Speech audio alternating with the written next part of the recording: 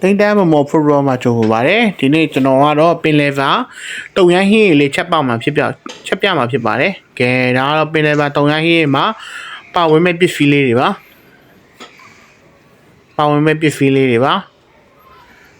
ပင်လယ်စာဆိုတော့ကျွန်တော်ကကင်းမွန်နဲ့ပစုံပဲတုံးထားပါတယ်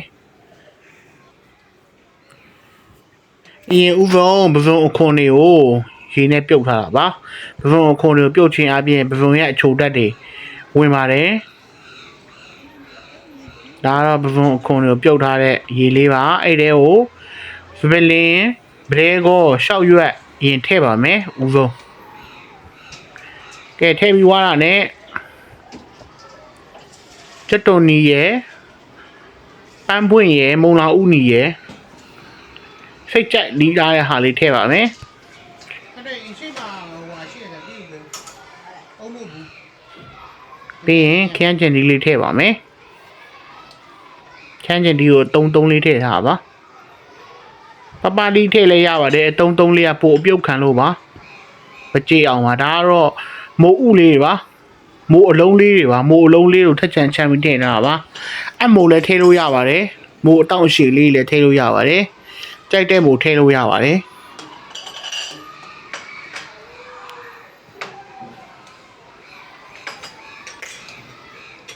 ခုဆိုရင်တော့ရေမှာပေါ်လို့ပေါ်နေတဲ့အနေထားလေးပဲဖြစ်နေပါတယ်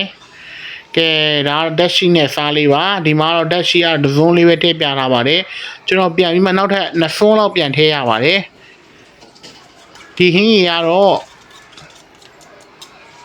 ဆိုင်မှာဆိုရင်ပွဲကြီး3ပွဲ4ပွဲလောက်ရှိပါတယ်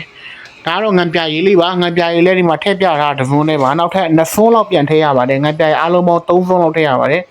တကြားကတော့တမင်စားပွန်းဒဇွန်းပဲထည့်ပါတယ်ချုံမှာဖိုးလို့ပါ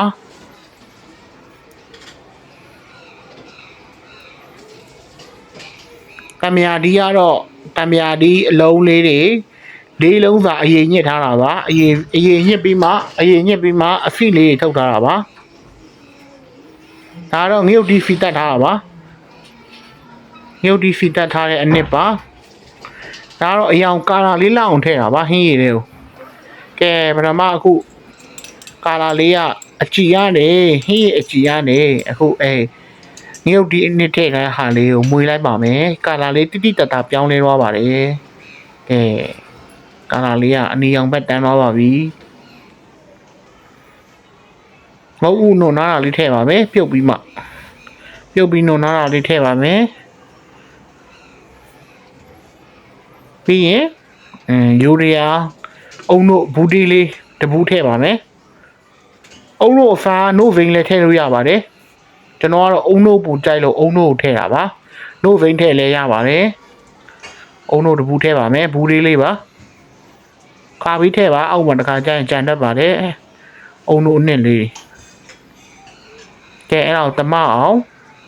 ဟင်းရကော်ရဲဇွန်းကောင်းနဲ့ဝေးပါတယ်ကဲအခုဆိုရင်ကဲပြီးရင်ပဇွန်ကိုအခွန်နိုပြီးမှငံပြာကြီးလေးနည်းနည်းလေးနေရတဲ့ဟာလေးထည့်ပါမယ်ပဇွန်နဲ့ကင်းမွန်ဘာလို့နောက်မှထည့်လဲဆိုရင်ပဇွန်နဲ့ကင်းမွန်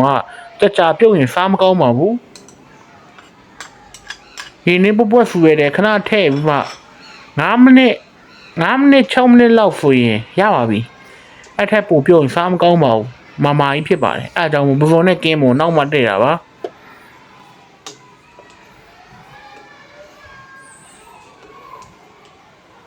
ကဲမွေပါမယ်တမအောင်တေချာမွေပါမယ်အထက်ထက်အရာတွေဝင်အောင်အရာတွေထည့်ထားတဲ့အစာပလာတွေအရာဝင်အောင်ထည့်ပါမယ်ပြီးရင်ပင်စိမ်းလေးဥပ်ပါတယ်အနံ့လေးမွေးအောင်ပါပင်စိမ်းလေးဥပ်ပါတယ်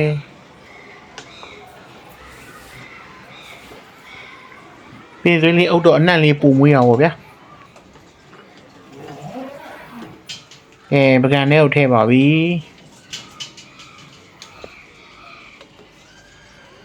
ပကံထဲကိုခူးပါပြီကျွန်တော်အခုခူးပြထားတဲ့ဒီပကံလုံးကြီးကစိုက်ပါစင်ပွဲကြီးတစ်ပွဲစာပါစိုက်ပါစင်တစ်ပွဲကို 2000ခွဲနဲ့3000ကျရှိပါတယ်ပင်လယ်စာတုံရန်ဒီလိုမျိုးအဖာဗလာဖူဖုံလိုနေနဲ့